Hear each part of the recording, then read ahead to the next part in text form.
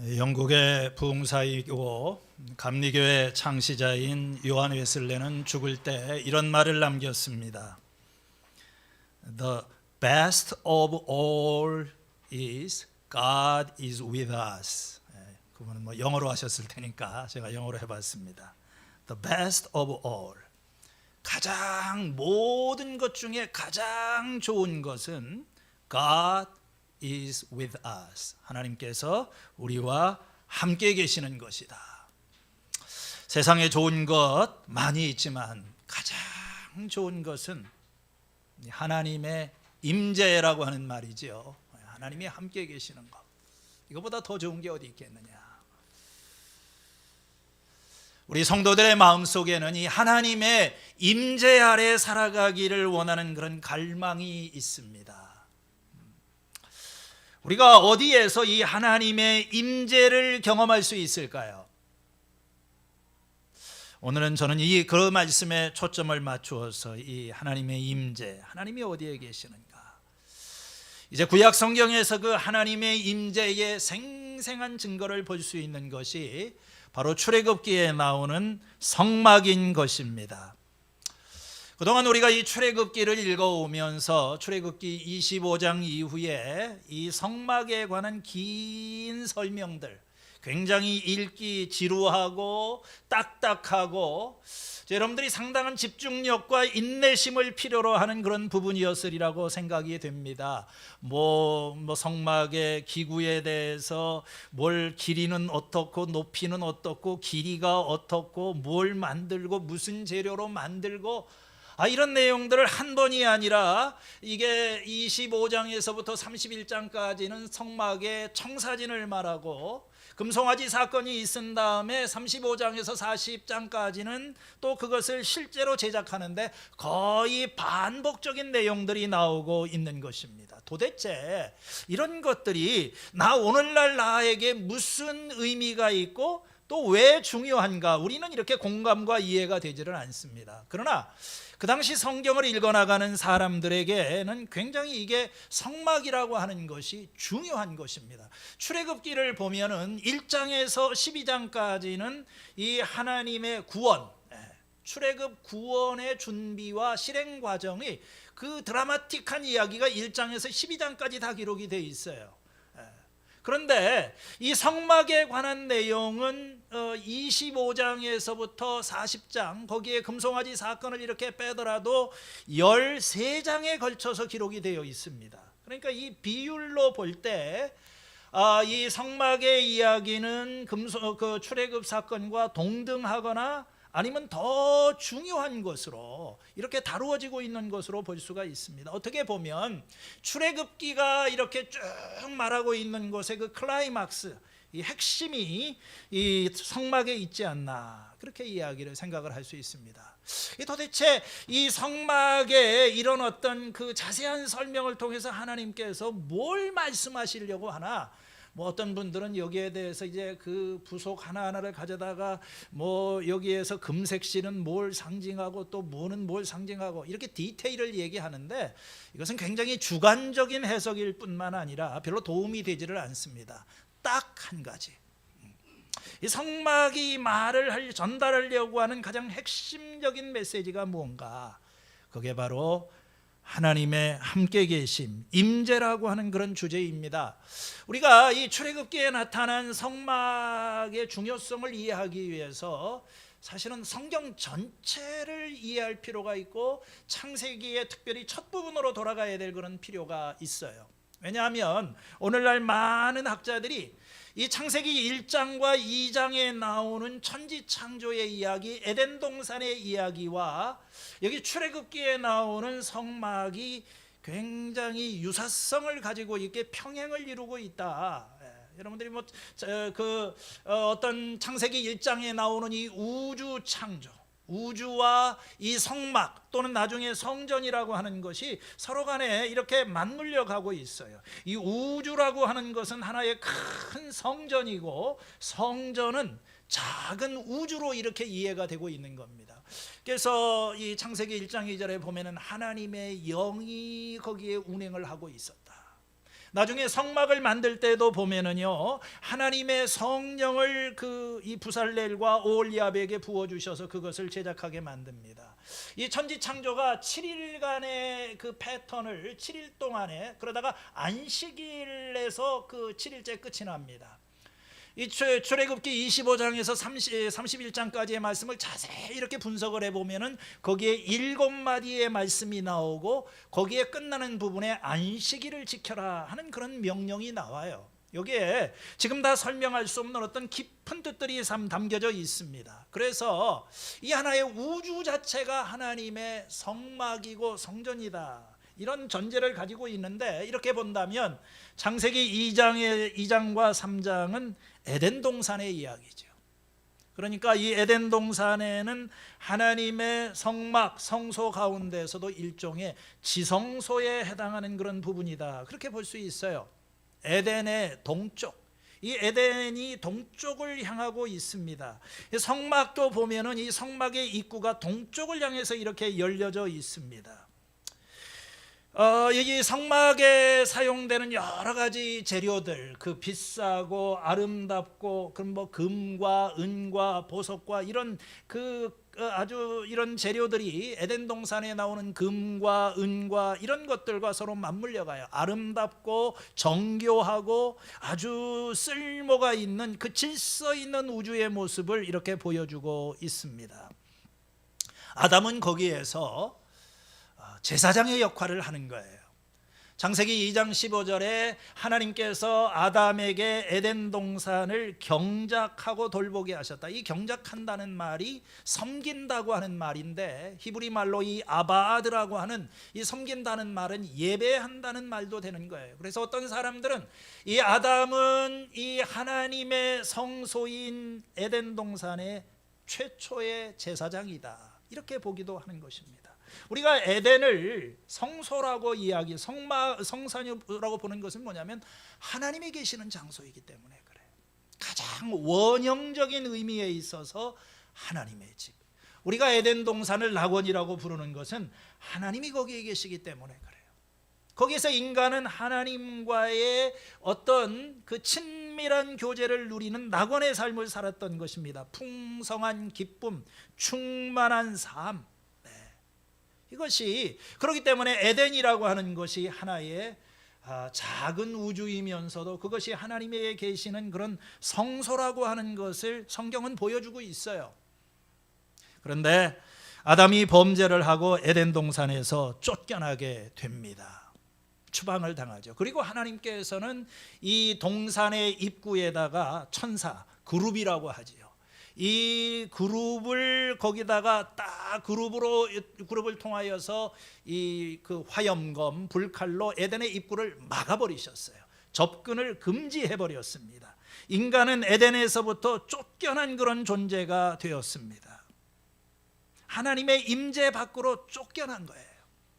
나중에 이 아담의 후손인 그 가인도 보면은 점점점 하나님에게서 멀어져 갑니다. 창세기 4장 16절에 가인은 주님 앞을 떠나서 에덴의 동쪽으로 노땅으로 가서 살았다. 그래서 에덴 동산 이후의 이야기는 하나님에게서 멀어져 있는 인간, 하나님의 집에서 쫓겨난 인간, 하나님의 임재로부터 추방을 당한 그런 인간의 삶을 보여주고 있는 거예요.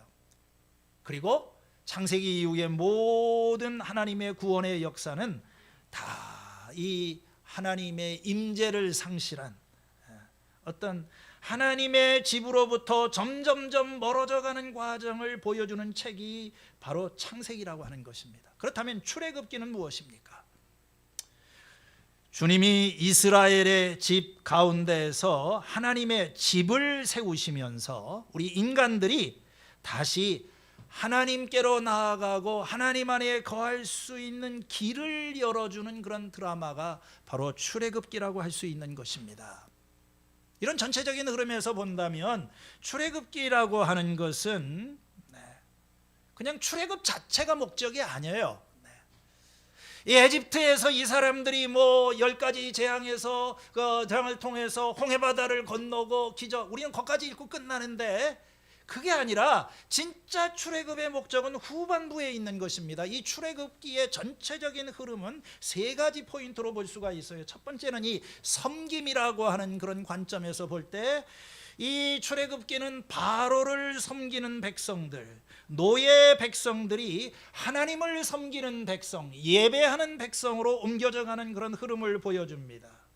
또 이 출애굽기는 어떤 이 건축이라고 하는 그런 관점에서 애굽의 국고성, 그 이집트의 그 사람들을 위해서 그 건축을 하는 이 노예 상태에서부터 마지막에 가게 되면 하나님의 집 성막을 건축하는 이스라엘 백성들의 모습으로 이동이 되고 있는 것을 보여줍니다.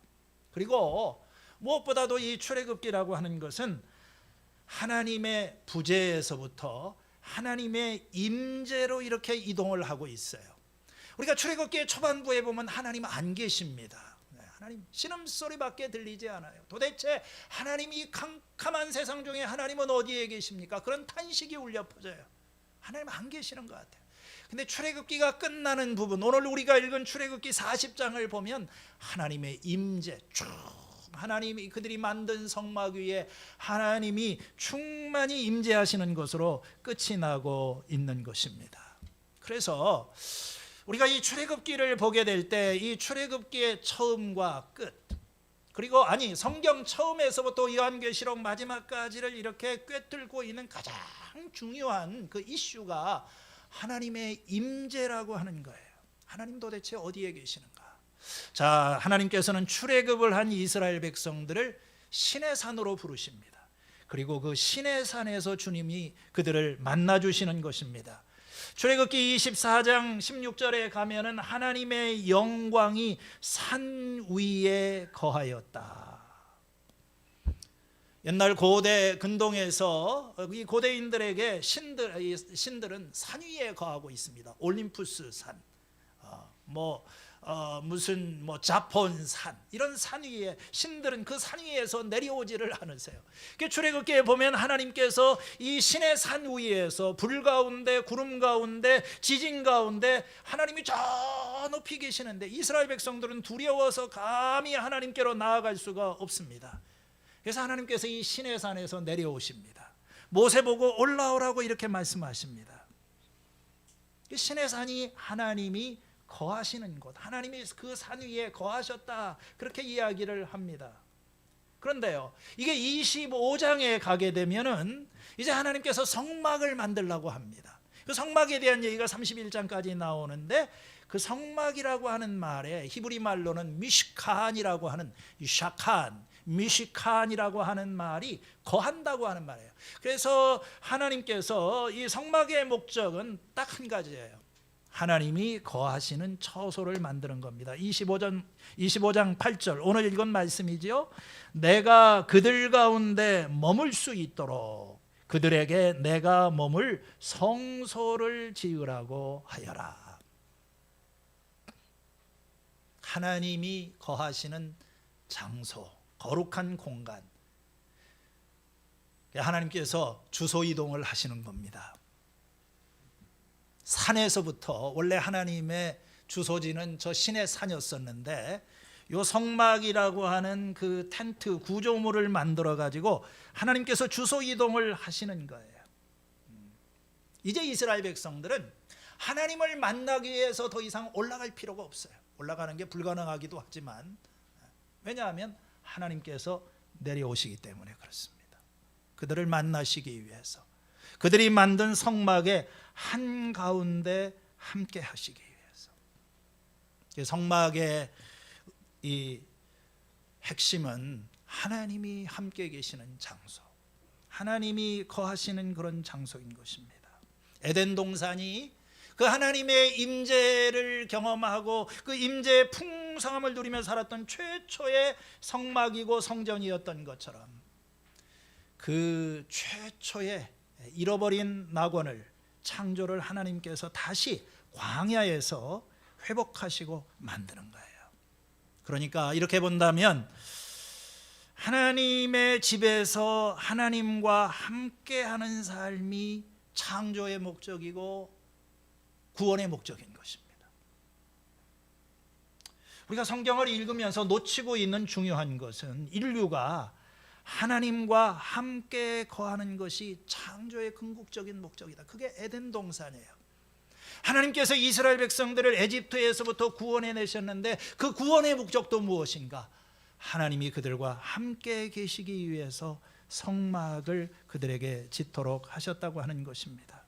출애굽기 29장 45절 이하에도 나는 이스라엘 자손 가운데 거할 것이며 그래서 그들의 하나님이 될 것이다. 그리고 그들은 내가 여호와 그들의 하나님인 줄을 알게 될 것이다. 다시 말해서 나는 그들 가운데 거하려고 그들을 애굽 땅에서 데리고 나왔다. 여러분, 이 성경의 처음부터 마지막까지 우리 인류의 마음속에 하나님께서 심어주신 그 갈망, 하나님과 함께 거하는 거예요. 그리고 하나님도 우리와 함께 거하시기를 원하십니다.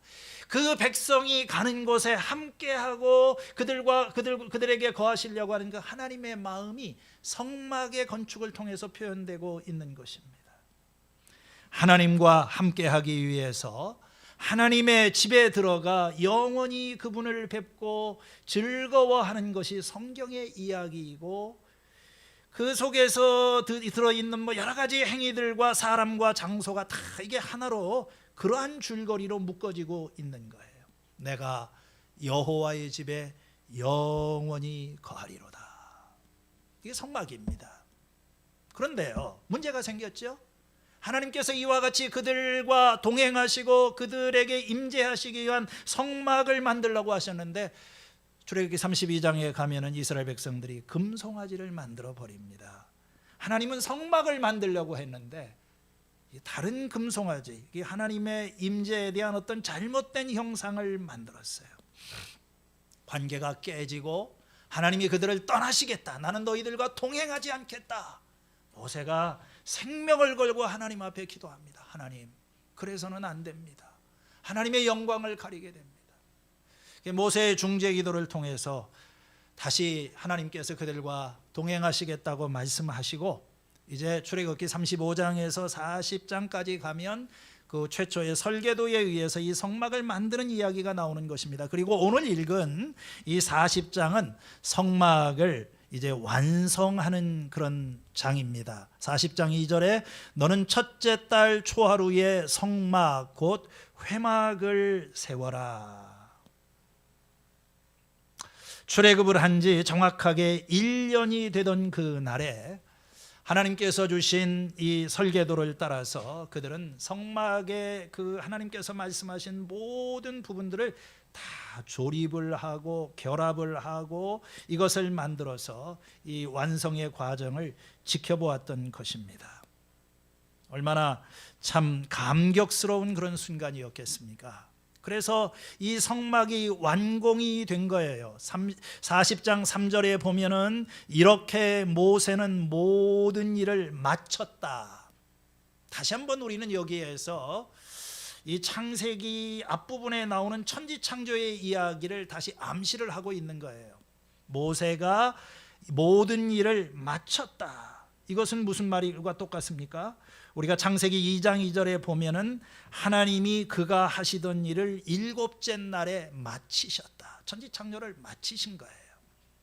또 모세가 이 하나님이 만드신 모세가 그 완성된 성막을 본즉 39장 3절에는 43절에 그렇게 나와 있는데, 이것도 창세기에 보면은 하나님께서 그 만드신 것을 보시기에 좋았더라.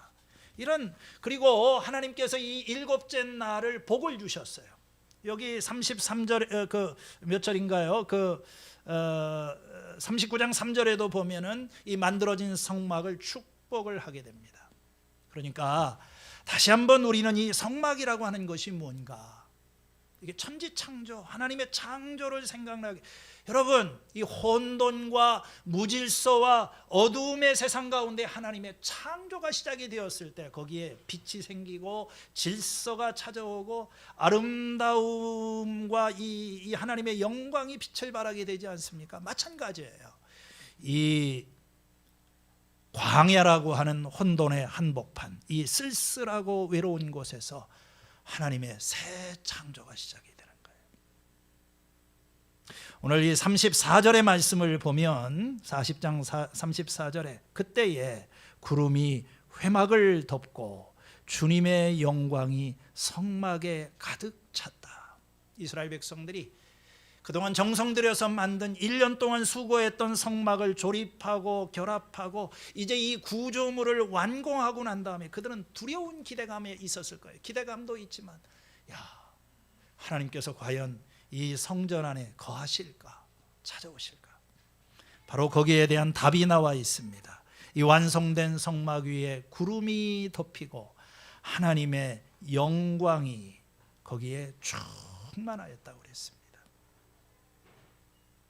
여러분, 이 창조 세계 안에서 또 성경 안에서 성막처럼 하나님의 영광이 가득 찬 그런 특별한 장소는 없습니다. 하나님이 그 자리에 함께 계시는 거예요. 하나님의 어떤 강한 임재가 이 성막 안에 있었습니다.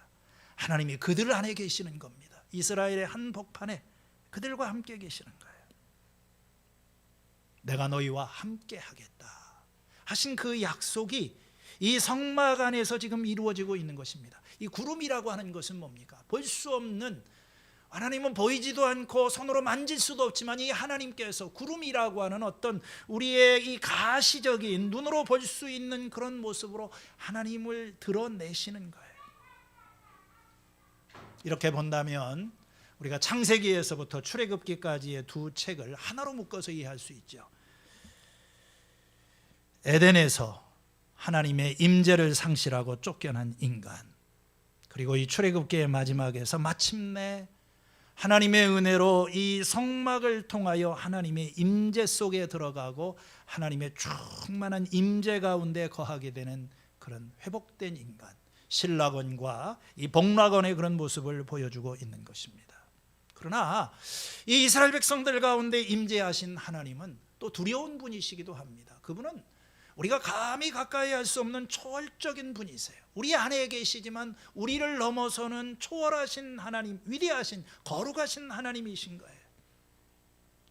오늘 이 영광 가운데 그 백성 가운데 임재하시는 하나님은 그 신의 산에 강림하셨던 하나님이십니다. 불 가운데, 구름 가운데, 지진 가운데 너무 그 광경이 두렵기 때문에 이스라엘 백성들이 한 발자국도 떼지를 못하고 하나님의 음성을 듣기도 두려워하였던 바로 그 하나님.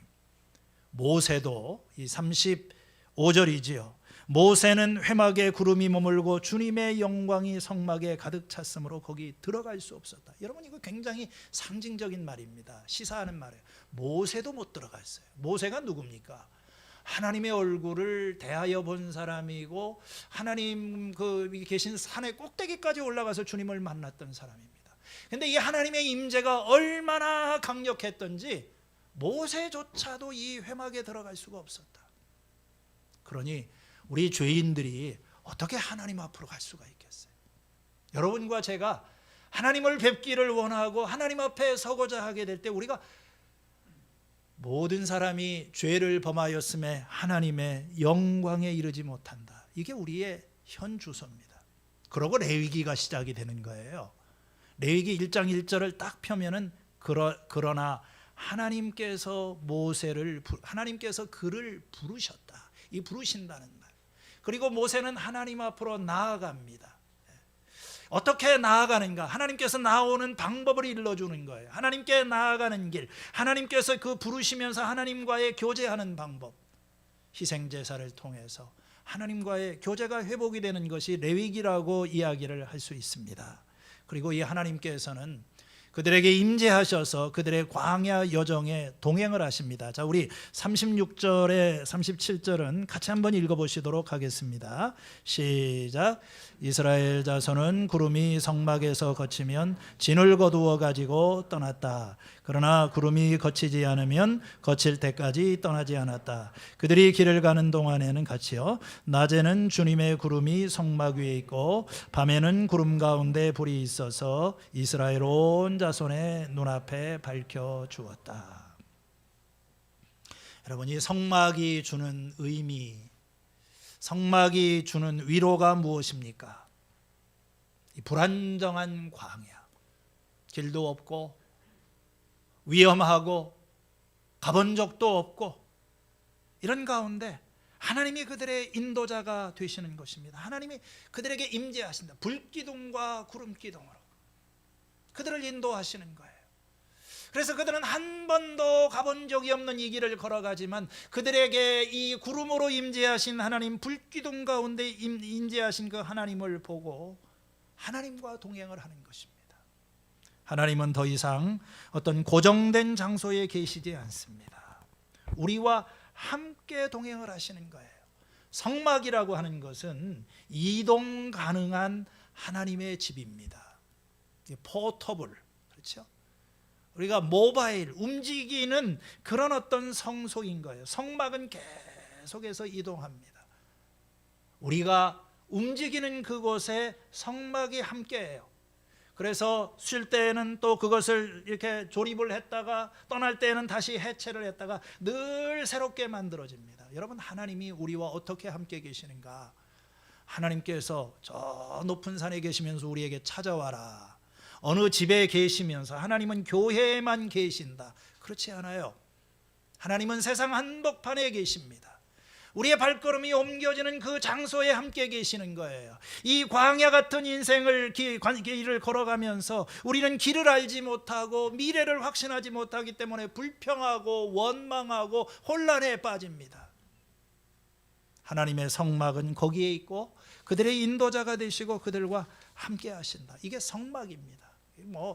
그러고 이제 나중에 이 성막이 솔로몬의 성전에서 하나의 영구적인 건물의 형태를 갖게 됩니다. 그러나 여러분들이 아시는 대로 구약의 이 솔로몬 성전이라고 하는 것은 결국 바벨론의 침공을 받고 성전이 무너져요. 그걸 포로에서부터 돌아와서 다시 성전을 세우고 예수님 당시에도 눈에 보이는 이 성막에서 이어진 성전이 있습니다. 자, 이제 이게 오늘 우리에게 무슨 의미가 있는 것입니까? 구약의 이 성막의 이야기를 읽는 것이 하나님께서 그 옛날 하나님이 임재하시는 어떤 특별한 공간을 선택하셨다. 내가 바로 여기에 있겠다. 이 예루살렘 성전 안에 하나님은 우리 누구도 이 하나님을 어디 모실 수 있는 그런 장소가 없지만 하나님께서 그 자리에 있기로 선택하셨던 거예요. 오늘날에는 더 이상 성전은 없습니다. 우리가 신약 성경을 펴게 되면 하나님의 또 다른 주소 이동을 보게 됩니다. 말씀이 육신이 되어 우리 가운데 거하심에 우리가 그 영광을 보니 아버지의 독생자의 영광이요 은혜와 진리가 충만하더라. 요한복음 1장 14절. 말씀이 육신이 되어 우리 가운데 사셨다.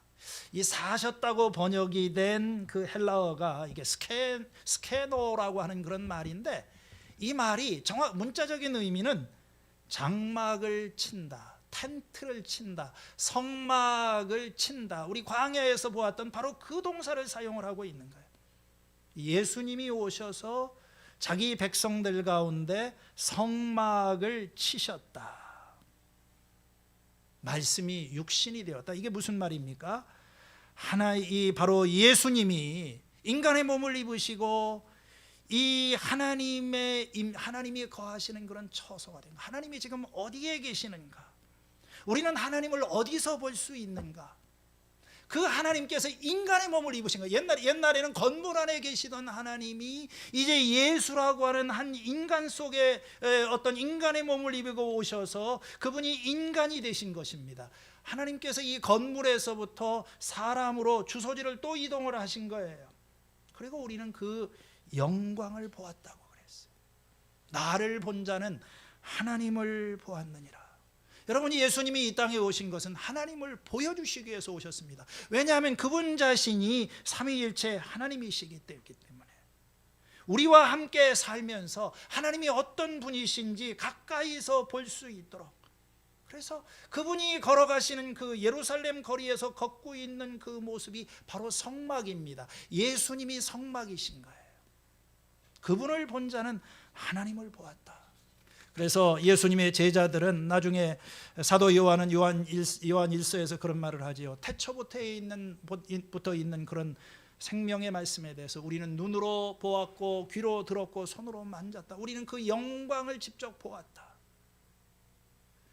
이 땅에 나타나신 이 하나님의 영광, 이 영광이라고 하는 말은 눈으로 볼 수 없는 하나님이 구름이나 불 가운데 나타나시듯이 오늘 예수님께서는 보이지 않는 하나님을 우리들에게 보여주신다. 예수님이 계신 곳에 하나님도 계신다. 누군가가 예수를 만난다면 그는 하나님의 임재 아래에 있는 것이다. 이 신약 성경에 쭉 이어져. 근데요, 마지막으로 한 가지 여러분들에게 말씀드릴 더 놀라운 사실이 있어요. 하나님의 또 다른 주소지 이동입니다. 그 옛날 시내산에서 계시던 하나님이 이제는 이 만들어진 성막 안에 계시면서 그 영광을 충만하게 드러내셨고, 이 성막과 성전 안에 계시던, 건물 안에 계시던 하나님이 예수님이라고 하는 어떤 이 실제적인 인물 안에 계셨는데, 오늘날에는 그 하나님이 성령으로 우리 안에 계시다고 하는 거예요. 너희가 바로 성전이다. 고린도전서 3장 16절에 여러분은 하나님의 성전이며 하나님의 성령이 여러분 안에 거하신다는 것을 알지 못합니까? 이 성전을 허물어라. 내가 사흘 만에 다시 지을 것이다. 이 성전이 된 예수님의 몸, 그 예수님은 떠나가셨지만 이제 그 예수님을 믿는 사람들 가운데 오늘 우리들에게 이 교회 건물이 성전이 아닙니다. 우리의 몸이 성전이라는 거예요. 얼마나 여러분들 황송한 일입니까? 얼마나 놀라운 일입니까? 이 하늘을 창조하신 창조주께서 어디 거할 데가 없으셔가지고 나처럼 이렇게 누추하고 초라한 인간을 하나님의 거주지로 삼으시고 우리 안에 거하신다. 또 내 안에 거하시기를 원하신다. 임마누엘, 성령으로 우리는 성령님을 모시고 살아가는 그런 존재입니다. 에베소서 1장 23절에 하나님께서는 만물을 그리스도의 발 아래에 굴복시키고 그분을 만물 위에 교회의 머리로 삼으셨습니다. 교회는 그리스도의 몸이요 만물 안에서 만물을 충만하시는 자의 충만입니다. 이게 무슨 말이에요? 교회는 그리스도의 몸입니다. 교회는 그리스도의 성전이에요. 그리스도 안에서 건물이 서로 연결되어서 주님 안에서 서로 성전이 되어갑니다. 그리스도 안에서 여러분도 함께 세워져서 주님의 성전으로 세워져서 하나님의 성령이 거하시는 처소가 됩니다. 우리는 하나님의 집입니다. 지난주에 내 정체성이 도대체 뭐냐? 나는 뭐냐? 하나님의 자녀다. 뭐 그렇게 얘기했죠. 우리는 하나님의 자녀이기도 하지만 우리는 건물입니다. 우리는 하나님이 거하시는 처소인 거예요. 그렇기 때문에 우리가 고린도 후서 같은 데 이렇게 보면은 여러분의 이 하나님의 성전이라고 하는 것을 알지 못합니까? 여러분은 여러분의 것이 아닙니까? 어떻게 그 몸을 가지고 음행을 행할 수가 있겠습니까? 우리들 자신이 하나님의 성전이다. 이 성전의 목적은, 성전이 뭡니까? 이 하나님의 몸이에요. 하나님은 몸이 없으십니다. 그러나 교회가 그의 몸이고 이 교회라고 하는 몸을 통해서 하나님께서 하나님의 존재를 나타내시는 것입니다. 하나님을 보기를 원한다면 교회를 봐라. 왜냐하면 하나님이 거기에 계시니까. 여러분, 오늘 우리가 주님의 이름으로 모이는 곳에 하나님이 함께 계십니다. 두세 사람이 내 이름으로 모이는 곳에 내가 그들 중에도 함께 있겠다. 여러분, 목장 모임을 하고 거기서 한 주일 동안 살면서 참 우리가 여러 가지 참 횡설수설하는 듯한 얘기를 하는 듯하지만 그때에도 하나님이 함께 계시는 거예요. 교회는 만물을 충만하게 하시는 분의 그 충만함이다. 오늘 이것이 우리들에게 기쁜 소식이고 구약의 어떤 이 성막, 그러고 여기서 끝나지가 않지요. 나중에 이제 요한계시록 마지막에 가면은 이렇게 끝이 납니다. 새하늘과 새 땅에 대한 환상을 기록을 하는데 내가 들으니 보좌에서 큰 음성이 나서 이르되 보라, 하나님의 장막이, 이 장막이라고 하는 것이 성막이지요. 스케네라고 하는 이 하나님의 장막이 사람들과 함께 있으니 하나님이 그들과 함께 하시리니, 스케노세이, 하나님이 그들과 함께 하시리니 그들은 하나님의 백성이 되고 하나님은 친히 그들과 함께 하시리라. 이게 하나님의 목적이에요. 우리는 언약의 백성입니다.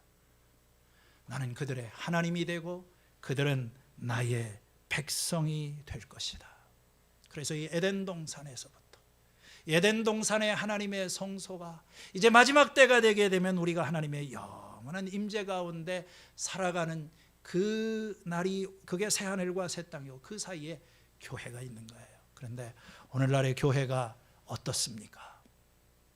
오늘날의 교회가 하나님의 영광으로 충만해야 됩니다. 건물이 교회가 아닙니다.